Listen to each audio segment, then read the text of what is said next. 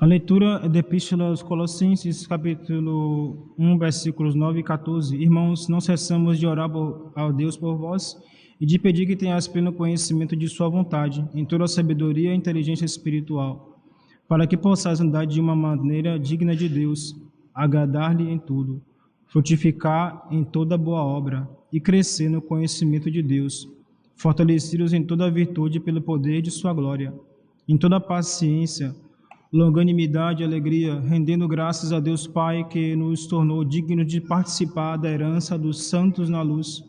Ele nos tirou do poder das trevas e nos transportou ao reino de seu Filho amado, por cujo sangue temos a redenção dos pecados. Evangelho de São Mateus, capítulo 24, versículos 15 e 35. Naquele tempo disse Jesus a seus discípulos: quando virdes no lugar santo os horrores da desolação que foi predita pelo profeta Daniel, quem lê, entenda. Então os que estiverem na Judeia fujam para os montes, e o que se achar no terraço não desça para ir buscar coisa alguma de sua casa. E o que estiver no campo não volte para tomar a sua túnica. Ai, porém, das mulheres que estiverem grávidas e das que amamentarem naqueles dias, rogai, pois, que a vossa fuga não seja nem no inverno, nem em dia de sábado, porque haverá grande aflição, qual nunca houve desde o princípio do mundo até agora, nem jamais haverá. E se esses dias não fossem abreviados, ninguém se salvaria, mas por causa dos eleitos serão abreviados esses dias. Então, se alguém vos disser, aqui está Cristo, ou ele está ali, não lhes deis crédito, porque se levantarão falsos cristos e falsos profetas, e farão tão grandes prodígios e milagres que, se fosse possível, até os eleitos se enganariam. Vede que já vos predisse, se pois vos disserem, ei-lo está no deserto, não saiais. Ei-lo aqui no interior da casa, não lhe deis crédito, porque como o raio parte do oriente e é visível até o ocidente, assim será a vinda do Filho do Homem. Onde quer que esteja o corpo, aí se ajuntarão as águias. Logo após a tribulação daqueles dias, o sol se escurecerá, a lua não dará mais a sua luz, as estrelas cairão do céu e as forças do céu serão abaladas. Então aparecerá no céu o sinal do Filho do Homem, vindo sobre as nuvens do céu, com grande poder e glória, e enviará seus anjos com forte clangor de trombetas, e reunirão os eleitos dos quatro ventos, de uma a outra extremidade dos céus. Da figueira aprendei, pois, uma comparação. Quando os seus ramos já estão tenros e as folhas brotam, sabeis que já está próximo o verão. Assim também, quando virdes todas essas coisas, sabei que o Filho do Homem está perto, às portas. Em verdade vos digo que não passará essa geração sem que todas essas coisas se cumpram. Passarão o céu e a terra, mas as minhas palavras não passarão. Podem sentar-se.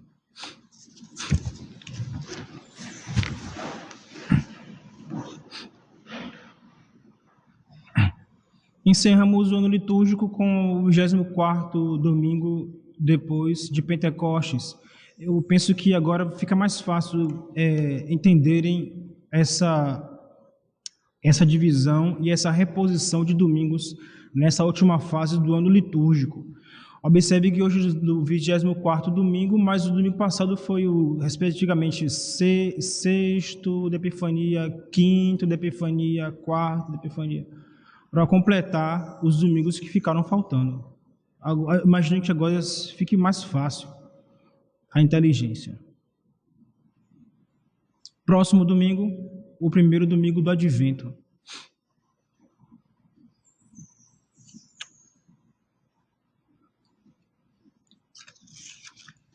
Lembro a todos, como falei no domingo passado, que se cuidem que as crianças façam seu tesouro espiritual para o Natal. E os adultos também quiserem fazer, é um bom exercício. Para se dar de presente a Nosso Senhor, para ser dado de presente a Nosso Senhor, ao menino Jesus no Natal.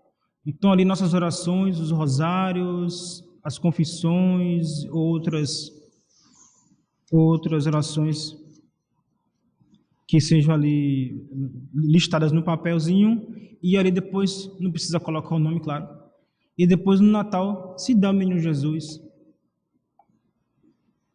pedindo por uma intenção, a conversão de alguém,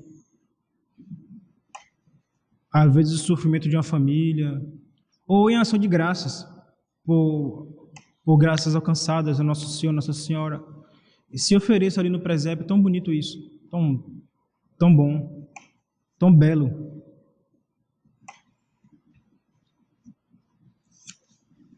E quando perto do Natal, se coloca ali no presépio, ali está o menino Jesus ali na gruta, né? Então se oferece ali, coloca esse papelzinho ali, oferecendo Nosso Senhor como presente, o menino Jesus que nasceu. Os magos entregaram ali ouro, incenso e mirra, né? E cada um de nós dá também o seu presente na noite de Natal. É preciso que nós conservemos nossa atenção aqui no texto evangélico que tem um cunho apocalíptico.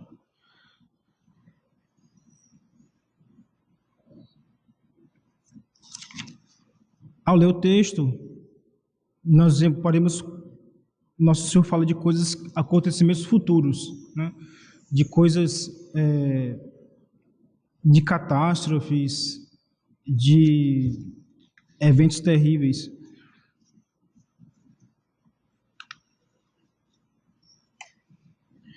De fato, nessa época aí, a história registrou até o ano 70 alguns acontecimentos terríveis mesmo. Por exemplo, no ano 46, houve uma crise de fome. Lá no ano 62, um terremoto também ocorreu. E o incêndio de Roma em 64. Isso é Tácito que conta isso e outras coisas. Mas Tácito, nessa ocasião, deixa uma frase terrível. Ele diz assim: parece que Deus não se importa mais com nossa segurança, mas com sua vingança.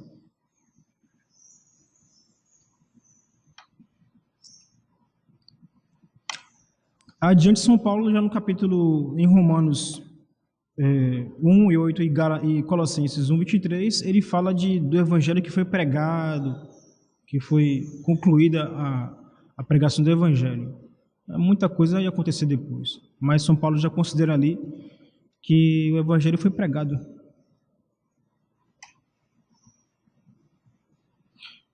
No ano 70, a destruição de Jerusalém, que os que tiverem acesso à obra de Flávio Joséfo, vale a pena ler.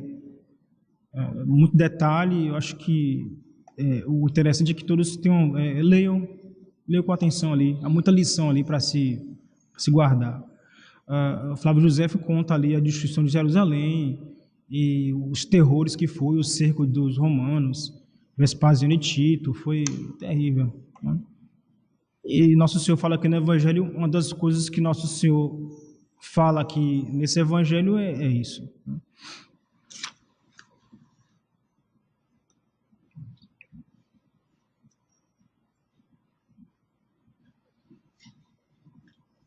Esse Evangelho podemos separar ali dos versículos 19 a 31 a parousia, né? A vinda do Salvador, a vinda de Nosso Senhor, o julgamento.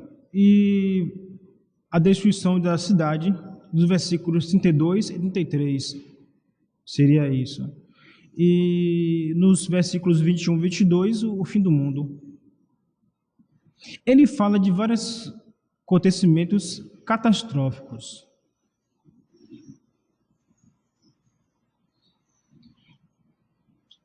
A opinião de alguns é que São Mateus parece juntar tudo num texto só, quando, na verdade, Nosso Senhor falou isso em momentos distintos. É uma opinião. Se lermos o capítulo 24 inteiro, talvez dê a gente uma compreensão melhor. e não só o trecho que de 15 a 35 que foi lido agora na Santa Missa. Lendo o capítulo 24 por completo, dá para entender melhor.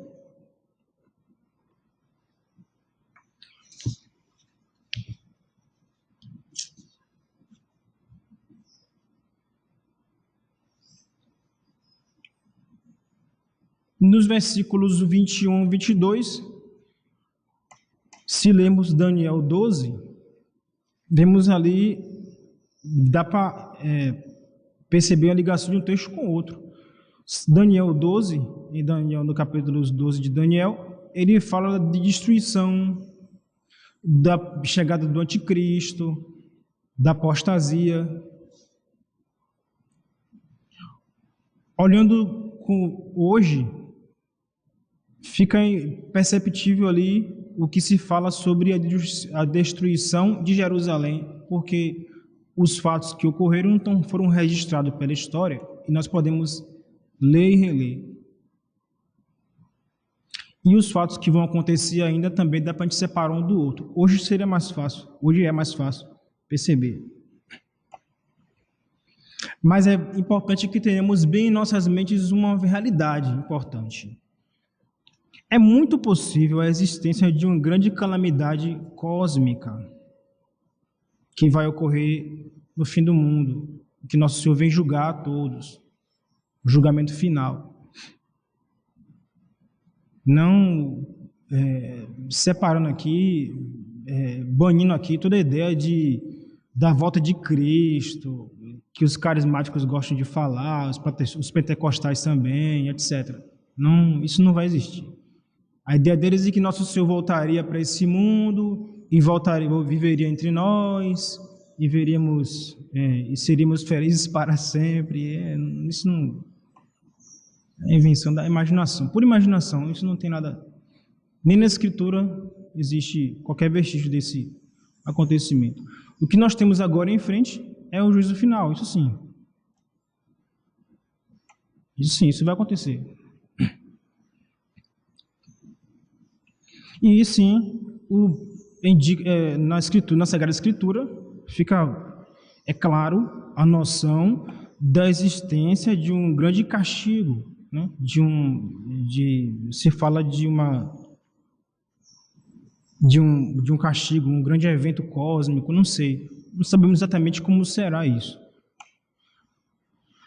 Mas é perceptível a partir do estilo do discurso figurado, que é próprio dos anúncios proféticos. Então, a suspeita é essa, né? O sentimento é esse, que haverá um grande castigo.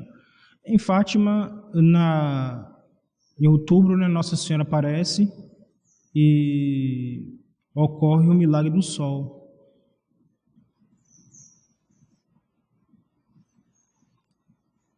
Que deixou os que assistiram, né, entraram em pânico ao verem o sol girar no céu e mudar de cores. Talvez seja ali uma imagem do fim do mundo, seria isso? Não sei. Não sei, mas que esse sentimento fica, né? Esse sentimento ficou naqueles que assistiram, que presenciaram ali o milagre do sol. Esse sentimento ficou.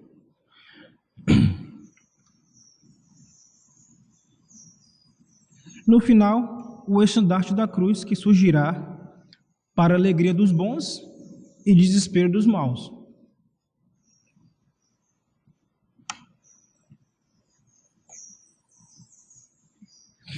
De todos esses acontecimentos, o que Nosso Senhor narra no Evangelho, o que é que fica para nós? A noção do juízo final.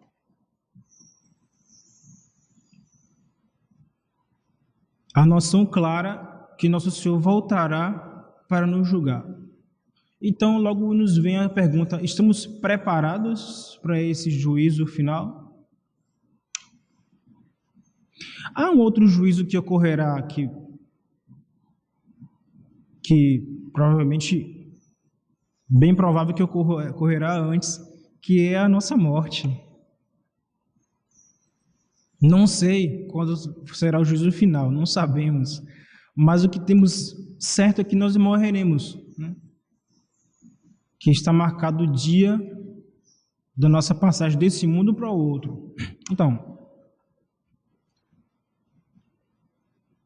cuidemos então de estar preparados, porque ao ler cada parábola de Nosso Senhor, cada ensinamento dele, ele vem repetindo, repetindo, que o dia, nosso dia virá, que o dia do Senhor virá como um ladrão, ou seja, de repente. A parábola das virgens loucas dá a esse entender também, que de repente elas vão chegar, Domine, Domine, aperi nobis, não, não. E nosso Senhor fala, não sabeis nem o dia, nem a hora.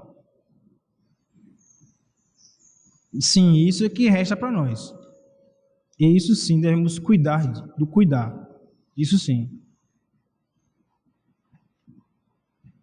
O que acontecerá depois da nossa morte? Morreremos morte, o juízo de Deus que virá. Seremos julgados por Deus. E o inferno e o paraíso. Poderemos ir para o céu, poderemos ir para o inferno. Meu Deus, será que um dos que estão aqui nesse momento, algum de nós vai para o inferno? Será? Confiemos, peçamos a Deus que não. Mas pode? Pode sim. O padre, um católico da tradição pode? Pode. Qualquer um de nós. Se é assim, cuidemos para não acontecer conosco. O que aconteceu com os outros. O que ocorreu com aquela moça da Carta do Além. Né? Lembram disso, né? Todos aqui devem ter lido a Carta do Além. Quem não leu ainda, por favor, leia. Leitura importantíssima. Está ali muita lição ali. Aquela moça não era uma pessoa tão ruim assim, não. Era até uma pessoa educada. E casada na igreja. Fez tudo certinho. Está no inferno. Por que ela foi para o inferno? Leu na carta lá, ela vai explicar por quê. No final, o que se resume ali? Não fez a vontade de Deus. Não cumpriu o plano de Deus. Não cumpriu, não fez. Virou as costas.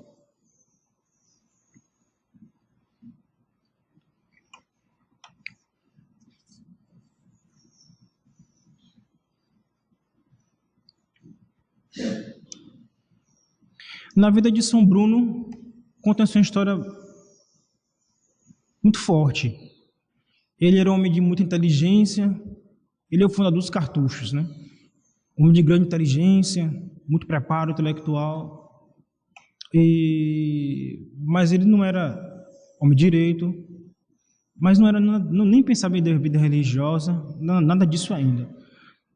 Quando ocorre a morte de um professor da Universidade de Paris, que era famoso também pelo conhecimento, pela cultura, que acumulou a vida toda. E ele morreu, colocaram o corpo dele na igreja,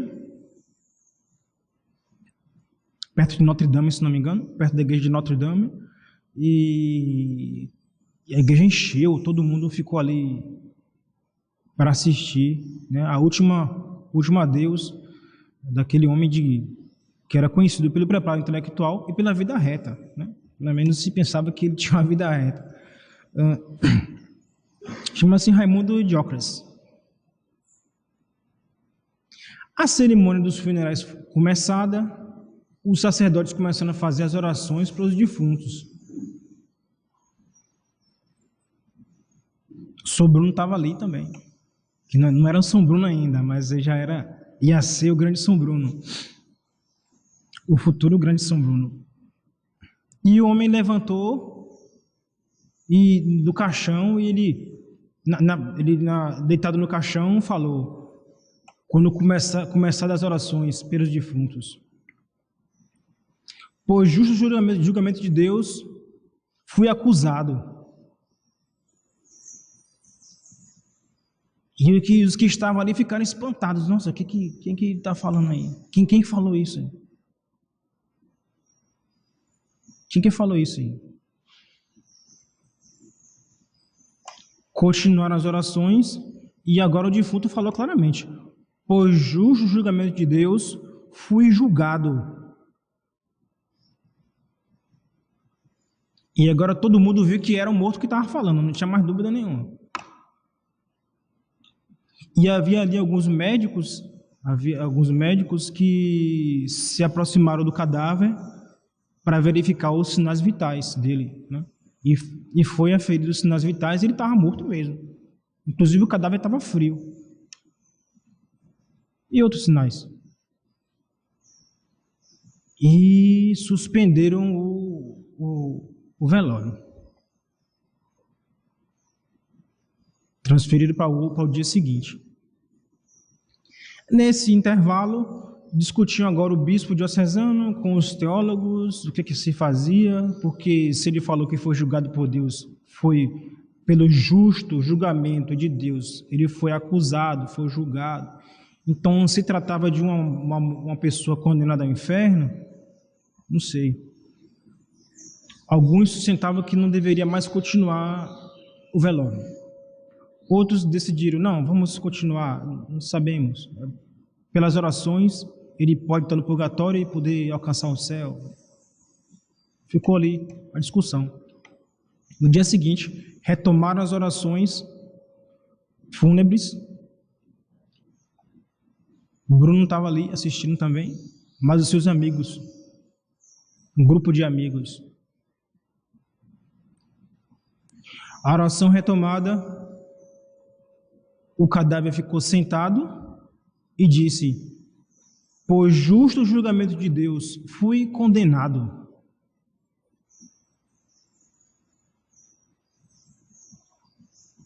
E agora não restava mais dúvida. Foi tirado o caixão com o cadáver para fora da igreja. Foi decidido que fosse enterrado fora do cemitério religioso. Era um condenado ao inferno.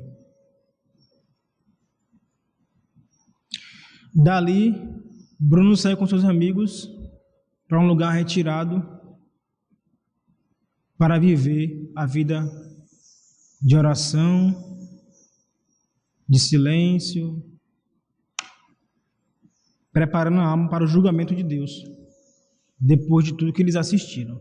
E assim começou a Ordem Cartucha. O Bruno, o grande São Bruno, com seus amigos, colegas da universidade, etc., professores, alunos.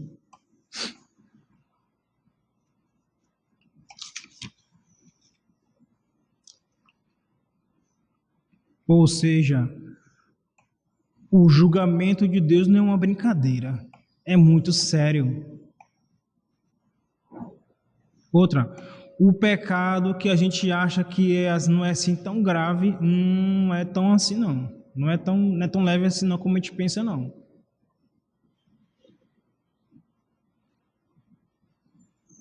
O pecado é uma dívida pesada, a começar dos veniais. É uma dívida que contraímos no tribunal de Deus. O que fazer? Enquanto estamos nessa vida, há tempo para se consertar. Há sim. O pecado que seja. O certo sacerdote, pregando no domingo, disse: aquele que tiver arrependido pode se confessar, pode alcançar o perdão de Deus. Qualquer um pode alcançar. O pecado que for, mesmo que tenha matado a própria mãe. Não há pecado que o sangue de Nosso Senhor não apague. Basta se confessar, se arrepender e se confessar. Quando terminou a missa, ele estava voltando para casa e no escuro lá, um homem gritou: padre, o senhor falou que qualquer pessoa pode se confessar, pode... Falei sim. O senhor falou que até um que tinha matado a própria mãe pode sim. Pois é, padre, eu fiz esse pecado. E no escuro ali da noite, na rua escura, se ajoelhou ali, se... Enquanto estamos nessa vida, há tempo para conversão, há tempo para se alcançar o perdão de Deus. Não deixemos para o juízo final, não. Para consertar quantas dos pecados que cometemos geram as penas que vão se pagar no purgatório ou nessa vida. O que é melhor? É melhor pagar nessa vida. Não deixemos para o purgatório. Não façamos isso. É muito comum se ouvir entre os católicos: ah, não, se eu conseguir um lugar no purgatório, para mim tá muito bom. Não tá bom, não. Não tá, não. É um pensamento muito covarde. E João de Áustria, diante dos guerreiros na Batalha de Lepanto, falou: os covardes não terão parte no reino do céu. Olha aí.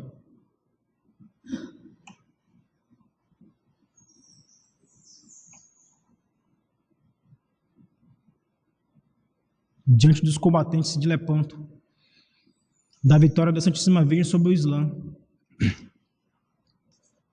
Assim nós temos para se consertar, se emendar e pagar nossas faltas nesse mundo e depois queremos ir para o céu. A gente não quer ir para o purgatório, não é bom não. Se por infelicidade te cair lá, meu Deus, perdão, Senhor, mas ficamos no purgatório ali por misericórdia de Deus, mas nosso desejo é ir para o céu. É esse sim.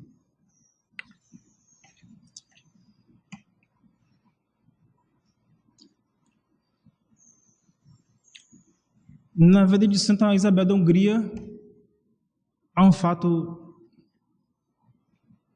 que muito cheio de lições.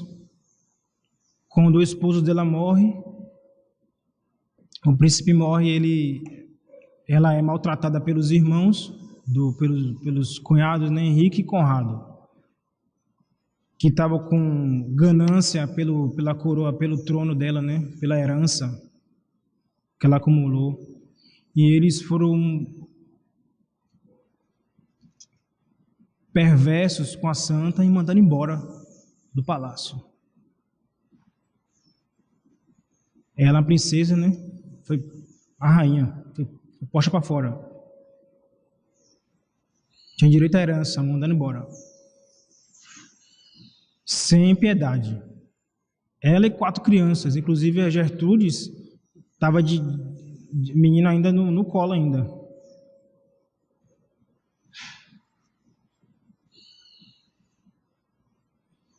Quatro crianças.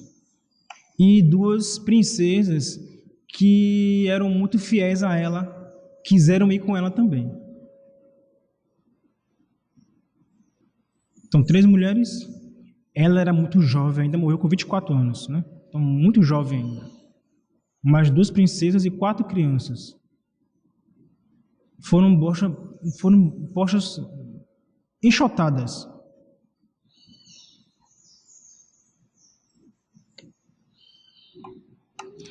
Chegam na cidade para pedir abrigo a alguém. Ninguém queria receber Isabel da Hungria. Ninguém queria receber. Porque já o Conrado, mas o irmão Henrique tinham espalhado notícia que ela era uma pessoa muito ruim, calúnias, pecados que ela nunca tinha cometido.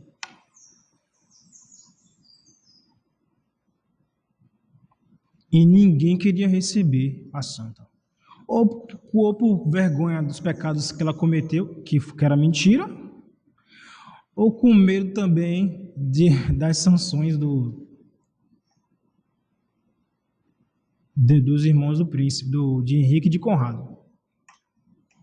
O fato é que tinha lá um homem, um dono de um hotel, e falou: vocês querem passar a noite? Vou arranjar lugar para vocês aqui. E foi lá num curralzinho que tinha os animais ali, tirou os animais, e vocês podem passar a noite aí.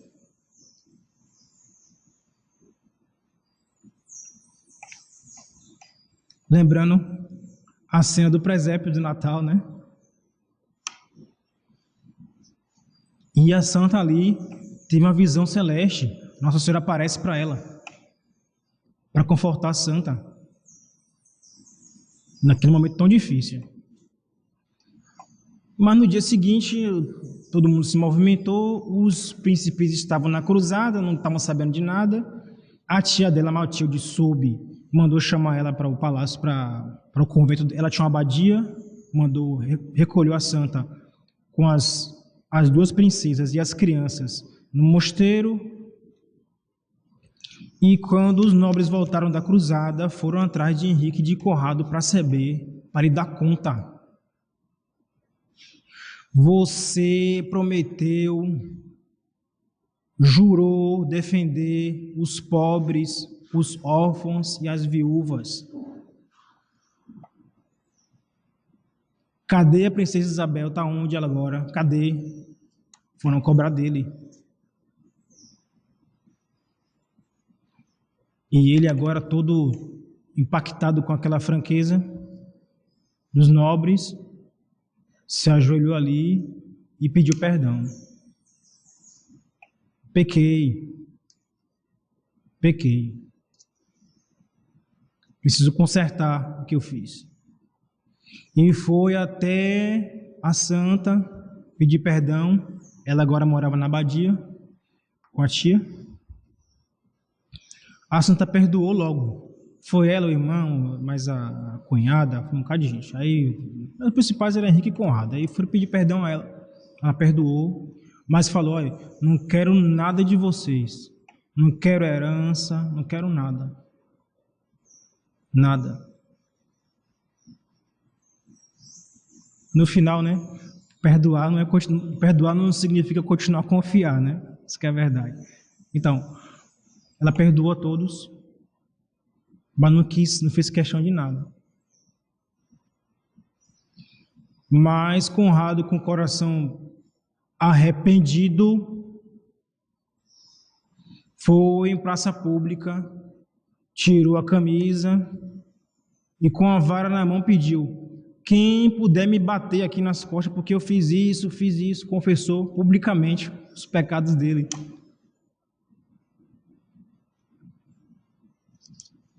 O arrependimento é a mudança de vida.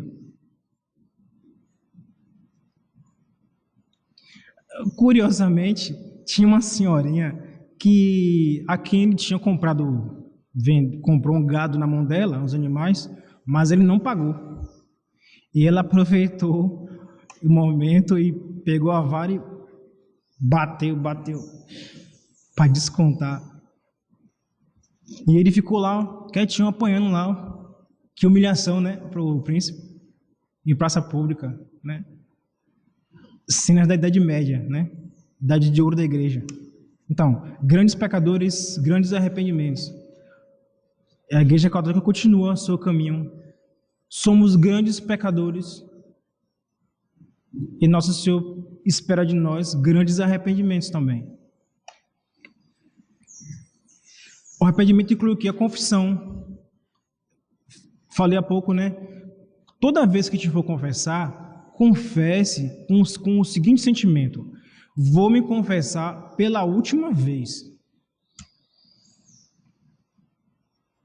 Em preparação para a morte. Depois dessa confissão aqui, a próxima vai ser o juízo final. O juízo particular meu. Eu e Nosso Senhor conversando. Então, vou me preparar bem para fazer uma boa confissão, porque essa é a última. Esse é o sentimento que a gente deve carregar quando vai confessar. Ajuda a gente a fazer uma confissão bem feita.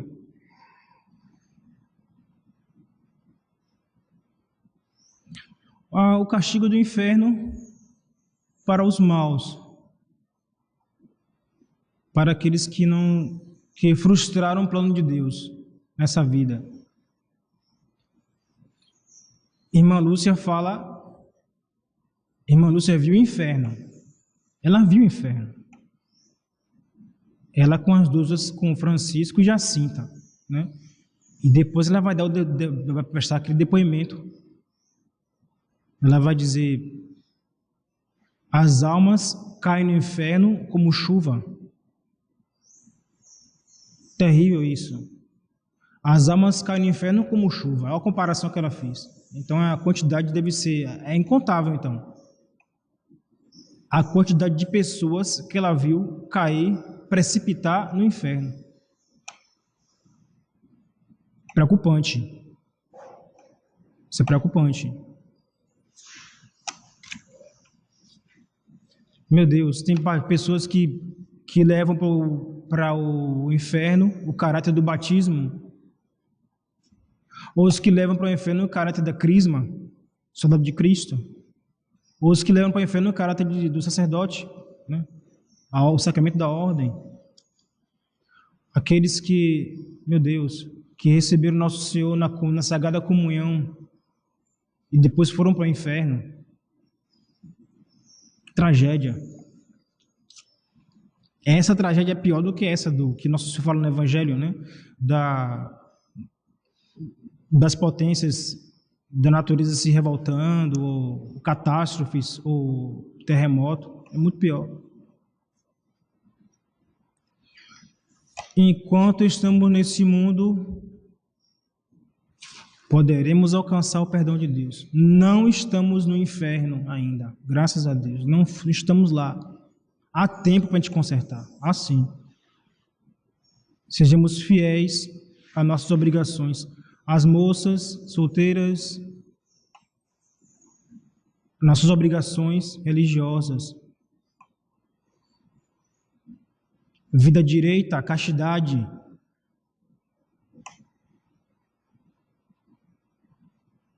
O tempo todo ocupada. Ou está rezando, ou cuidando dos trabalhos manuais. Tão bom as mulheres aprenderem a costurar, a fazer os trabalhos. Tão feminino isso, né? Tão bonito. Ou estão estudando. Sempre ocupadas. Nada de celular. Celular é uma arma terrível. Os rapazes solteiros também nas suas obrigações de homem, né? De homem de Deus, que devem ser vida correta, confissão, comunhão, respeitosos com seus pais, com todos. O homem deve dar exemplo deve seguir o exemplo dos cruzados. Vida disciplinada, acordar cedo, disposto para o trabalho, para a luta. Isso sim, essas são as virtudes que marcam o homem religioso. A vida de oração, de união com Deus, disposição para o trabalho e para a luta. Nada de moleza. Os casais respeitosos uns com os outros, os religiosos nos seus mosteiros, a obediência, a castidade, os sacerdotes nas suas obrigações para com Deus e para com os fiéis. As crianças, desde cedo, devem ser encaminhadas para essas virtudes. Existem duas maneiras de caminhar nessa vida: como peregrino ou como desterrado. Aqui é Padre Antônio Vieira, ele faz essa comparação muito bonita. Ir pelo mundo não é a mesma coisa para todos. Diz Sêneca: se o homem for sábio, é peregrinação; se é nécio, é desterro. É peregrinação se for sábio, porque terá muito para aprender do que e vir experimentar. E será para ele a mesma peregrinação, estudo.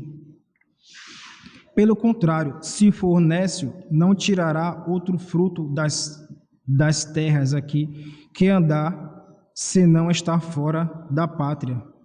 Isso é propriamente o desterro. Encerrando nossa flexão, lembra aquele pensamento de um autor que eu não vale a pena falar o nome dele. Fiquemos só com o pensamento dele. O mundo pede santos.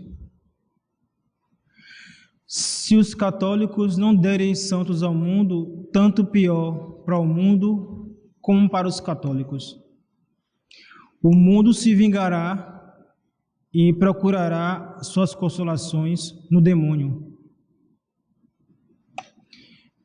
Que a Santíssima Virgem, Senhora da Fé, da Estabilidade, conceda a todos uma semana abençoada. Em nome do Pai, do Filho, do Espírito Santo.